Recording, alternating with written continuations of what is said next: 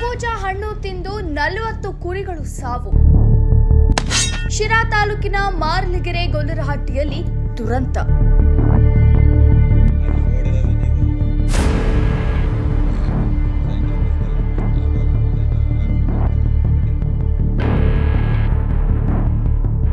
ಶಿರಾ ತಾಲೂಕಿನ ತಾವರೆಕೆರೆ ಗ್ರಾಮ ಪಂಚಾಯಿತಿ ವ್ಯಾಪ್ತಿಯ ಮಾರಲಗೆರೆ ಗೊಲ್ಲರಹಟ್ಟಿ ಗ್ರಾಮದ ಭೀಕರ ದುರಂತವೊಂದು ಸಂಭವಿಸಿದೆ. ರೈತ ಉಮೇಶ್ ಎಂಬುವರಿಗೆ ಸೇರಿದ ಬರೋಬ್ಬರಿ 40 ಕುರಿಗಳು ಕರ್ಬೂಜ ಹಣ್ಣು ತಿಂದ ಬೆನ್ನಲ್ಲೇ ಸಾವನ್ನಪ್ಪಿವೆ.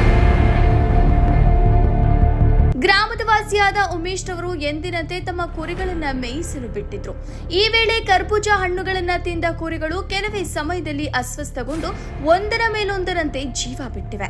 ಕಣ್ಣೆದುರೇ ಸಾಕು ಪ್ರಾಣಿಗಳು ನರಳಿ ಪ್ರಾಣ ಬಿಟ್ಟಿರುವುದನ್ನ ಕಂಡ ಮಾಲೀಕ ಉಮೇಶ್ ಹಾಗೂ ಕುಟುಂಬಸ್ಥರ ಆಕ್ರಂದನ ಮುಗಿಲು ಮುಟ್ಟಿದೆ. ಹಿಂಗೆ ಕುರಿಗಳು ಇದ್ಕಿದ್ದಂಗೆ ಒಂದು 35 ಕುರಿ ಈ ಥರ ಆಗಿದ್ದಾವೆ, ಇನ್ನೂ ಆಗೋದ್ರಾಗೆ ಇದ್ದಾವೆ. ಇದೇನು ಅಂತ ನಮಗೆ ಗೊತ್ತಾಗ್ತಾ ಇಲ್ಲ. ಇದನ್ನೇ ನಂಬ್ಕೊಂಡು ಜೀವನ ಮಾಡ್ತಿದ್ವಿ. ಇದು ಈ ಥರ ಸತ್ತೋಗ್ಬಿಟ್ಟಿದ್ದಾವೆ. ಏನಾದರೂ ನಮಗೆ ಒಂದು ಪರಿಹಾರನ ಮಾಡ್ಕೊಂಡು ಕೊಡಬೇಕು ಅಂತ ಕೇಳ್ಕೊಂತೀವಿ ಸರ್. ಇದೇನೋ ಉಮೇಶ್ ಅಂತ ಮಾರಿಂಗೆರೆ ಗೊಲ್ಲರಹಟ್ಟಿ ತಾವರೆಕೆರೆ ಪಕ್ಕ ಶಿರಾ ತಾಲೂಕು ಎಲ್ಲ ಈ ಥರ ಈಗ ಹಿಂಗೆ ಆಗ್ಬಿಟ್ಟಿದ್ದಾವೆ ಸರ್. ಈ ಥರ ಗಂಟೆಗೊಂದು ನಾವು ಇದನ್ನೇ ನಂಬ್ಕೊಂಡು ಜೀವನ ಮಾಡ್ತಿದ್ವಿ. ಒಂದು 80-70 ಇದ್ವು, ಅದರಲ್ಲೇ ಒಂದು 30 ರಾಸಿ ಥರ ಆಗಿದೆ. ಒಂದು 15 ಸರ್ಸು ಹೋಗ್ಬಿಟ್ಟಿದೆ. ಇನ್ನೂ ಮನೆ ಕಂತಾನೆ ಇದ್ದಾವೆ, ಇನ್ನೂ ಹೋಗ್ತಾನೆ ಇದ್ದಾವೆ ಸರ್. ಒಂದು ಸುಮಾರು ಕುರಿ ಹೋಗ್ಬಿಟ್ಟಿದ್ದಾವೆ. ಅದರಲ್ಲಿ ಇನ್ನೂ ಮೇವು ತಿನ್ನೋ ಕುರಿಯಾಗೆಲ್ಲನ ಇನ್ನೂ ಒಂದು 30 ಕುರಿ ಇದಾಗ್ಬಿಟ್ಟಿದ್ದಾವೆ ಸರ್. ಒಂದು 15 ಹೋಗಿಬಿಟ್ಟಿದ್ದಾವೆ. ಘಟನೆಯ ಮಾಹಿತಿ ತಿಳಿಯುತ್ತಿದ್ದಂತೆ ಶಿರಾ ತಾಲೂಕು ದಂಡಾಧಿಕಾರಿಗಳು ಹಾಗೂ ಪಶು ವೈದ್ಯಾಧಿಕಾರಿಗಳ ತಂಡ ಜಂಟಿಯಾಗಿ ಮಾರಲಗೆರೆ ಗೊಲ್ಲರಹಟ್ಟಿ ಗ್ರಾಮಕ್ಕೆ ಭೇಟಿ ನೀಡಿದೆ. ಘಟನಾ ಸ್ಥಳವನ್ನು ಕೂಲಂಕುಷವಾಗಿ ಪರಿಶೀಲಿಸಿದ ಅಧಿಕಾರಿಗಳು ಕುರಿಗಳ ಸಾವಿಗೆ ನಿಖರ ಕಾರಣ ಏನೆಂಬುದನ್ನು ಪತ್ತೆ ಹಚ್ಚಲು ಮುಂದಾಗಿದ್ದಾರೆ.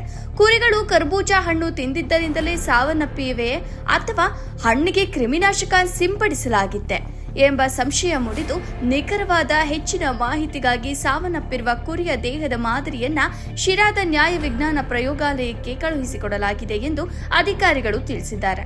ಲ್ಯಾಬ್ ವರದಿ ಬಂದ ನಂತರವಷ್ಟೇ ಸಾವಿನ ನಿಜವಾದ ಕಾರಣ ಏನೆಂಬುದು ಅಧಿಕೃತವಾಗಿ ತಿಳಿಯಬೇಕಿದೆ.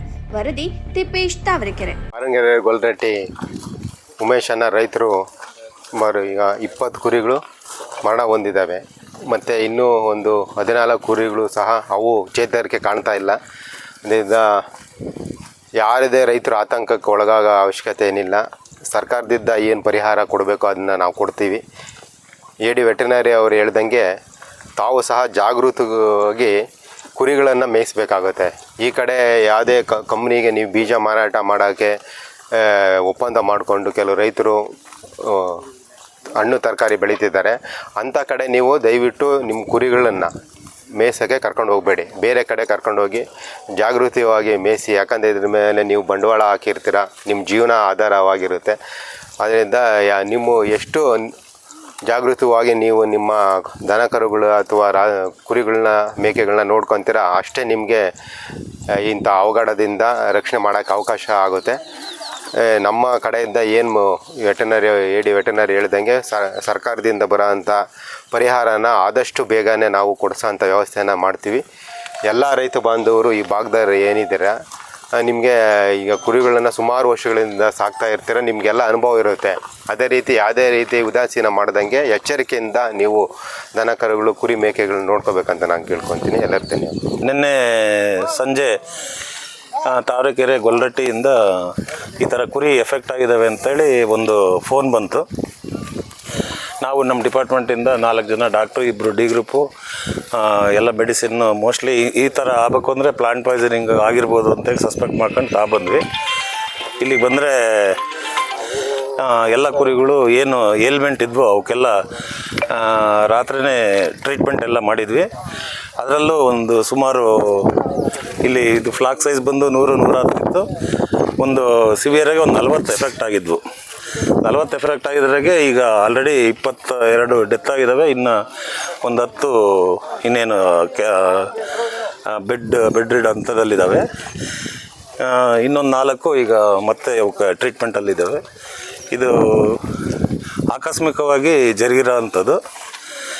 ನಾವು ಒಂದು ಕೇಳ್ಕೊಳ್ಳೋದು ರೈತರಲ್ಲಿ ಅಷ್ಟೇ, ನೀವು ಏನು ಇದು ಅಂದರೆ ಈಗ ಈಗ ಎಲ್ಲಾದರೂ ಸರಿ, ಈಗ ಔಷಧಿ ಹೊಡೆದಿರೋ ಜಾಗಗಳಾಗಲಿ ಅಥವಾ ಯಾವರ ಬಳ್ಳಿಗಳು ವಿಷಪೂರಿತ ಬಳ್ಳಿಗಳಾಗಲಿ ಅಂಥದ್ರಿಂದ ತಾವು ದೂರ ಇದ್ದು ಮೇಯಿಸಬೇಕು, ಒಂದು ಸ್ವಲ್ಪ ಜಾಗೃತಿಯಾಗಿ ಮೇಯಿಸಬೇಕು ಅಂತ ರೈತ ಬಾಂಧವರಲ್ಲಿ ಮತ್ತೆ ಮನವಿ ಮಾಡ್ಕೊತಿದ್ದೀನಿ. ಇದು ನಮ್ಮ ಸರ್ಕಾರದಲ್ಲಿ ಅನುಗ್ರಹ ಯೋಜನೆ ಇದೆ. ಈ ಅನುಗ್ರಹ ಯೋಜನೆ ಪ್ರಕಾರ ಈಗ ಏನು ಮರಣಿಸಿದಂಥ ಕುರಿಗಳಿಗೆ 7,500 ಸರ್ಕಾರ ನಿಗದಿ ಮಾಡಿದೆ. ಈ ಪ್ರಸ್ತಾವನೆಯನ್ನು ಹಿಂದೆನೇ ಸಂಜೆನೇ ನಾವು ಸರ್ಕಾರಕ್ಕೆ ಸಲ್ಲಿಸಿ ತ್ವರಿತಗತಿಯಲ್ಲಿ ಪರಿಹಾರ ಧನವನ್ನು ಫಲಾನುಭವಿಗೆ ರೀಚ್ ಆಗಂಗೆ ನೋಡ್ಕೊಂತೀವಿ ಅಂತೇಳಿ ಮಾಧ್ಯಮ ಮುಖಾಂತರ ತಿಳಿಸ್ತಾ